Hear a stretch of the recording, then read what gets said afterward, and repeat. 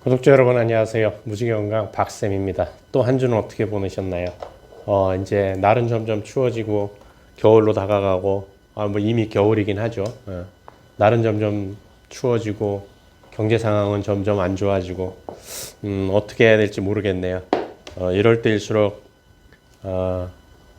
우리 같은 서민들은 건강할 수밖에, 건강해야만 살아남을 수 있는 길이 아닌가라는 생각을 해봅니다. 지난주에 이어서 불량제약회사 오늘 마무리 지을까 생각을 합니다. 그래서 331페이지에 보게 되면 일상의 의료화라는 제목을 가지고 시작이 됩니다. 이런 수법들은 질병장사와 의료화 같은 이름으로 뭉뚱그려졌다. 이제 그렇다라는 거예요. 제약회사가 자기네 시장을 확대하기에 그리고 복잡한 사회적, 개인적 문제를 분자병으로 여기는 사고방식을 전파하기에 그래서 그 병을 고치는 자기네 약을 팔기에 진단의 영역을 넓혀가는 사회적 조작인 것이다. 질병장사는 때로는 억지스럽고 터무니없어 보일 수 있지만 때로는 호락호락 먹혀들기도 한다. 비록 마케팅 수법이지만 이런 식으로 파는 약이 어느 정도 효과를 발휘할 수도 있기 때문이다. 종잡을 수 없는 노릇이다. 종잡을 수 없는 노릇인 거죠. 왜 이런 식으로 자꾸 이게 될까요? 글쎄요, 그거 잘 모르겠어요. 사람들이 인식의 문제인지 아니면 다른 문제인지 모르겠는데 우리가 본인이 몸이 아프다고 한다면 그 질병이 왜 왔는지를 전체적인 입장에서 봐야 되는 겁니다.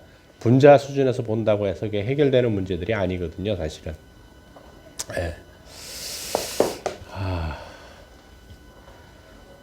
또 이제 339페이지에 그런 방법 중에 하나로 이제 환자 단체 포섭이라는 얘기가 있어요. 이제 뭐 미국의 케이스겠죠. 미국의 케이스. 근데 이제 환자 단체들은 중요하고도 놀라운 역할을 한다.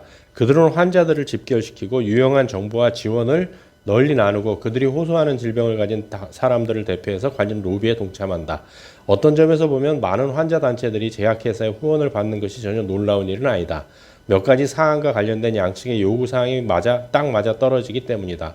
환자 단체는 로비를 하거나 회원들을 효율적으로 돕기 위한 돈과 의료 지원을 원하며 제약회사의 전문 지식과 사업 노하우를 통해 이득을 취할 수도 있다. 제약회사는 이것들을 제공하면서 요구 조건을 제시한다. 제약회사는 소비자 대상 직접 광고가 금지된 규제 환경 속에서 자기네 상표에 대한 친근한 메시지를 전파하고 싶어한다. 아울러 다른 제약회사들처럼 관대하게 사회적 책임을 다하는 것처럼 보이고 싶어한다. 우리는 아픈 상태가 육체적 경험이면서 감성적 경험임을 인식해야 한다. 자신이 절박한 처지에 있을 때 친절한 도움을 받게 되면 엄청난 충성을 보이게 된다. 저 개인적으로 우리나라에는 이렇게 환자 단체로 해서 뭐 제약회사나 병원하고 하는 단체가 있는지 없는지 모르겠어요. 제가 알고 있는 건 없는 걸로 알고 있는데 미국 같은 경우는 이게 상당히 많은가 봐요. 345페이지에 우리는 비싼 약값을 치르고 있다. 우리가 내는 돈의 4분의 1은 마케팅에 쓰인다. 그 다음에 환자 단체들 같은 데 쓰인다. 그런데도 그들은 우리가 아주 비싼 약값을 치러야 한다고 오게 된다. 환자 전체를 위한 최상의 선택을 하려는 국립보건인상평가연구소 같은 기관을 음해하면서 말이다. 이런 거는 정말 이제 미국의 케이스인 것 같고요. 또 이제 또 그런 마케팅 방법으로 하나로서 이제 또 이런 얘기가 있어요. 의사를 대상으로 하는 광고. 그래서 346페이지에 의사들에게 직접 광고하는 것은 제약회사가 처방에 영향을 미칠 수 있는 가장 확실한 방법이다. 이것은 주로 학술지에 인쇄되는 광고를 통해 이루어진다. 대부분의 의약품 마케팅 활동과 마찬가지로 제약회사가 학술지 광고에 돈을 쓰는 것은 분명 그만한 가치가 있기 때문이다. 발표되는 학술적 근거가 광고 내용을 어느 정도 뒷받침하기는 하지만 역시나 그런 근거는 제약회사의 투자 우선순위에서 뒤로 밀린다. 그래서 약은 제약회사의 광고 프로그램이 시작된 후에 더 많이 이용되고 프로그램이 끝나면 이용이 줄어든다. 약 광고를 본 적이 있는 의사는 그 약을 처방할 가능성이 더 높다. 계량경제학적 모형에 따르면 새로운 근거 발표보다 마케팅이 약 이용 패턴에 더 많은 영향을 미친다. 이건 뭐 우리나라도 마찬가지고 모든 심리적으로 동일한 게 아닌가라는 생각을 해봅니다. 좀 슬픈 얘기들이 많죠. 가장 최근에 체계적 고찰에 따르면 영업사원 방문에 영향을 조사한 연구가 29건이나 있었다. 이 중 17건에서 영업사원을 만나는 의사들이 판촉되는 약을 처방할 비율이 더 높게 나왔다. 또 영업사원을 만나는 의사들은 대체로 처방비를 더 많이 수령했고 모범 처방 지침을 따른 비율도 낮았다. 뭐 우리나라는 법적으로 이게 지금 금지가 돼 있지요. 그러니까 약간 뭐 차이는 있겠지만, 이것도 미국 같은 경우인데 새로 도입된 전문 간호사는 이제 우리나라도 이 얘기가 나오지 않습니까? 이제 의사 대신 간호사들이 이제 의사의 역할 부분을 할 수 있게 한다고 이제 의료 파업 문제 때문에 그런 문제들이 또 대두되고 돼 있는데 이미 돼 있는 이제 미국 같은 경우 새로 도입된 전문 간호사는 이제 여러 분야에서 약을 처방할 수 있다. 그래서 그들 또한 판촉행위의 대상이 됐다. 이 새로운 영역에 대한 미국에서의 최신 연구에 따르면 처방을 내리는 전문 간호사 가운데 96%가 제약회사 영업사원과 정기적인 접촉을 했고 압도적인 다수는 그러한 접촉이 도움이 됐다고 답했다. 뭐 우리나라도 머지않아 만약 전문 간호사 제도가 도입된다라면 이런 문제가 또 생길 수 있겠죠.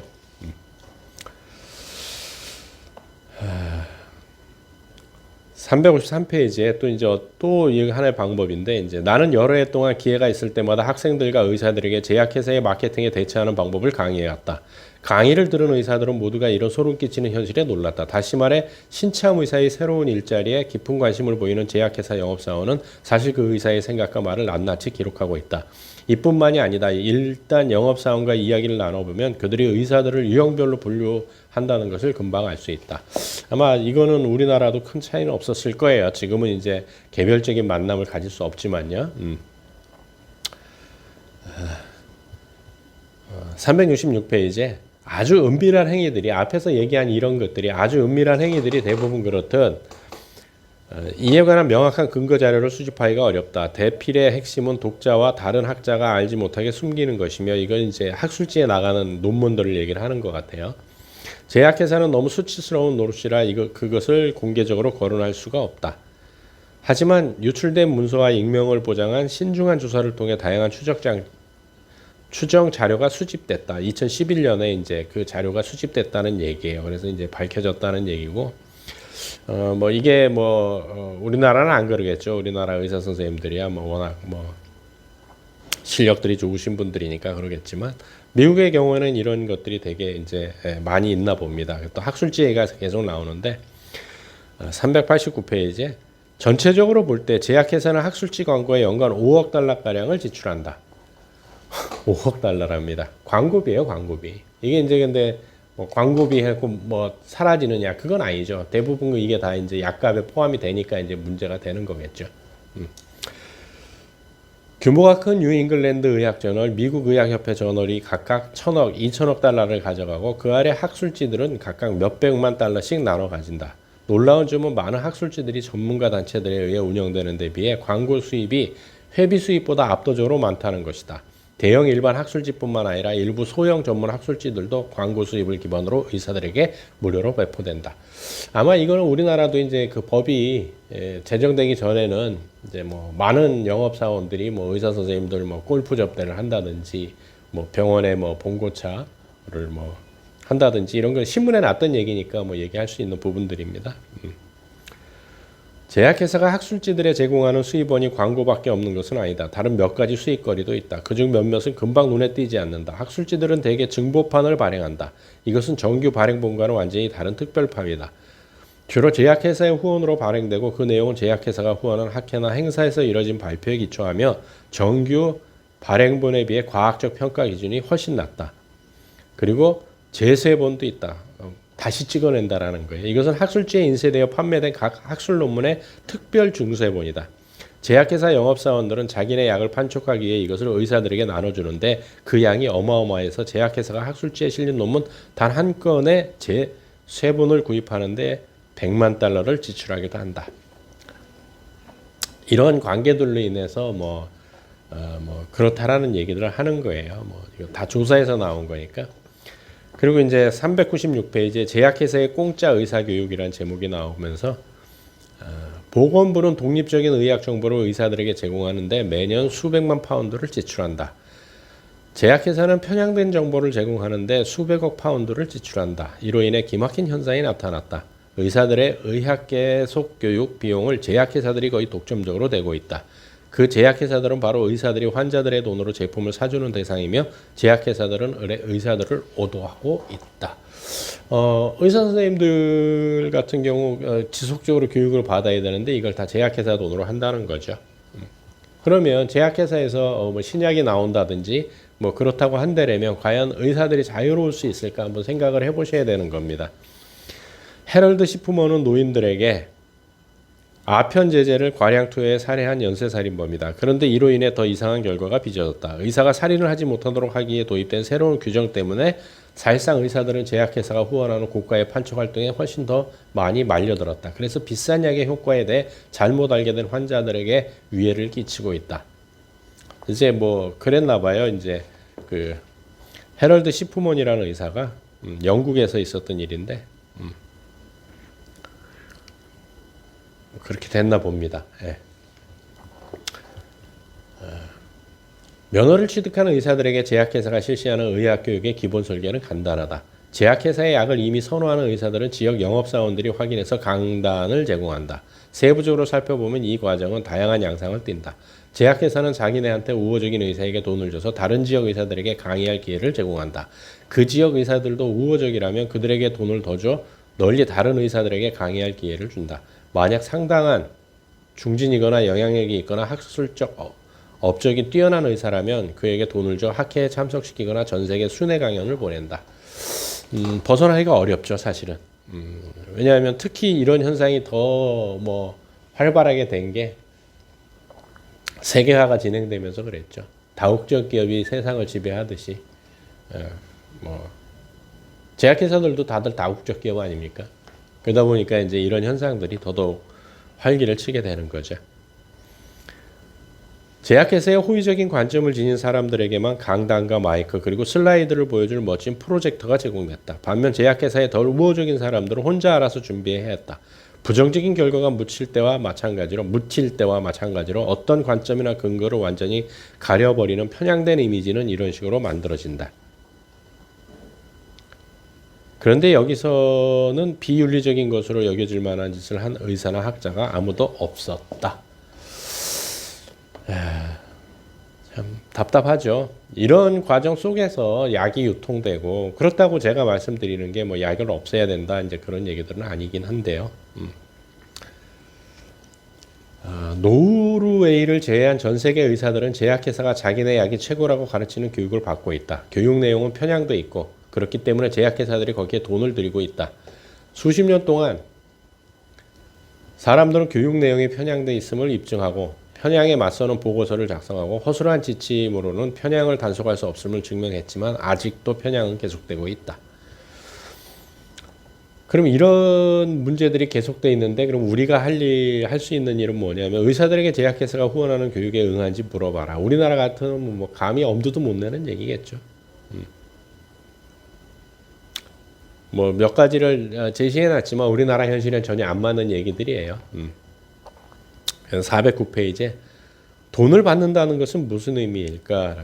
이제 제약회사로부터 돈을 받는 의사들은 그렇지 않은 의사들과 다른 관점을 지닐 수 있다. 이 말이 자신에게 딱 들어맞는다고 동의할 의사도 있겠지만 많은 의사들은 마치 자기 돈을 내고 교육을 받은 것처럼 역정을 내면서 자신은 그렇지 않다고 부정할 것이다. 어느 의사가 무슨 뭐 돈 받았다고 얘기를 하겠어요. 이익상충이라는 의미를 명확히 해야 한다. 폭넓은 정의로 보자면 우리의 사고에 영향을 미칠 수 있는 사실을 외부인이 능히 짐작할 만한 일에 우리가 금전적, 대인적, 사상적 관여를 할 때 이익의 상충을 발생한다는 의미다. 그렇죠. 이익이 상충될 수 있는 문제들이죠. 이런 문제들이 뭐 미국이나 영국 같은 데는 상당히 심한가 봅니다. 근데 이제 우리나라는 뭐 영국이나 미국처럼 심하지는 않지만 이제 법으로도 이제 뭐 영업사원이 개인적으로 의사들을 만날 수 없게 돼 있기 때문에 뭐 우리나라는 좀 이거와는 좀 다를 거지만 외국에서 만들어진 약들이 국내에 들어올 때 또 국내 제약회사들이 그 모방약을 만들어낼 때 이럴 때도 뭐 전혀 여기하고 똑같다고 볼 수 없지만 큰 차이는 그렇게 있지 않을까라는 생각을 해봅니다. 없지 않을까 생각을 합니다. 429페이지에 문제의 본체는 보이지 않는 곳에 숨어 있다. 이거는 뭐 꼭 뭐 이런 제약에 관련된 것만은 아니겠죠. 세상에 일어나는 일들은 그렇죠. 문제의 본체는 보이지 않는 곳에 숨어 있다. 그 본체는 바로 명백한 갑질 사례들을 접한 후 각자의 학문 분야에서 자신의 일꾼들을 절대 곤란에 빠뜨리지 않기로, 후원자를 절대 실망시키지 않기로, 제약회사의 특별한 유착관계의 적절성에 대해 절대 이의를 제기하지 않기로 작심하는 의사와 학자들이다. 어느 경우를 보더라도 우리는 제약회사와의 유착관계가 그들 각자의 마음속에 대수롭지 않은 특권으로 자리 잡혀 있다는 것을 알 수 있다. 자기 분야와 환자와 모든 이의 안녕을 위해 더 큰 일을 순조롭게 진행시키자면 그것이 필요하다는 식이다. 그러게요. 그래서 잘못 먹고 뭐 사망하는 경우나 뭐 이런 케이스도 더 상당히 많죠. 그래서 이제 433페이지는 이제 맺은 말을 하면서 더 나은 자료, 더 나은 약, 더 나은 치료라는 이제 제목을 갖고 맺은 말이 시작되는데, 바로 잡자라는 거예요. 소비자가, 의료 소비자인 우리가 바로 잡자는 얘기들을 쭉 길게 뭐 증거 자료들을 제시하면서 내보냅니다. 그래서 되게 슬픈 얘기들인데, 이렇게 해서 책이 마무리됩니다. 근데 이제 제가 이제 구독자님들께 부탁드리고 싶은 얘기는 뭐냐면, 절대적인 관점에서 생각을 해보셔야 된다는 겁니다. 뭐냐면, 과연 우리가 어느 부위가 아프다고 해서 그 한 알의 약을 먹고 그 질병이 사라지는 걸까를 한번 생각해 보셔야 된다는 말씀을 꼭 드리고 싶어요. 그 증상은 사라질 수 있겠죠. 하지만 그 질병 자체가 사라지는 것은 아니지 않을까라는 생각을 해보면서 강력히 한번 주장을 해보는 겁니다. 왜냐하면 이 책에서도 언급했고 다른 책에서도 계속 언급되는 부분이지만, 약이라고 하는 것은 단기간에 쓸 수 있을 만큼의 임상실험밖에 되지 않은 약들인 거죠. 그리고 현대의학이라는 모태 자체가 전쟁터에서 개발된 의술이기 때문에 급성 질병에는 현대약만큼 따라갈 만한 것이 없습니다. 사실은 뭐 항생제를 처방한다든지 뭐 여러 가지 뭐 수술을 한다든지 이걸 쫓아갈 수 있는 건 없죠. 근데 현대인들이 그렇게 급성 질병에 더 많이 시달리느냐, 만성 질병에 더 많이 시달리느냐를 생각을 해보셔야 된다는 거예요. 만성 질병은 어제까지 괜찮다 오늘 갑자기 걸리는 질병들이 아니거든요. 이거는 뭐 5년, 10년, 뭐 15년, 20년이 쌓여서 생기는 질병들이에요. 그게 간단한 약을 가지고 해결될 수 있을 거라고 생각한다는 그 사고방식 자체가 저는 잘못됐다고 말씀드리고 싶습니다. 질병에 걸렸다라고 하는 것은 내 식습관과 생활습관, 이 모든 것들이 잘못됐다라는 것을 반증하는 것이기 때문에 우리가 그 식습관과 생활습관을 바꾸지 않는 한 그 질병은 개선될 수 없다라고 저는 생각을 하고 있습니다. 그래서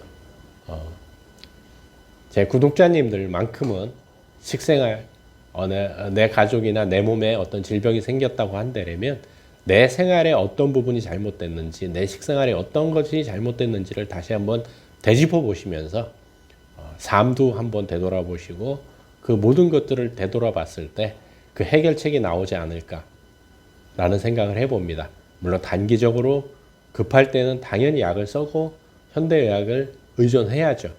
세상에 완벽한 건 없습니다. 자연치유라고 해서 다 맞는 것도 아니고요.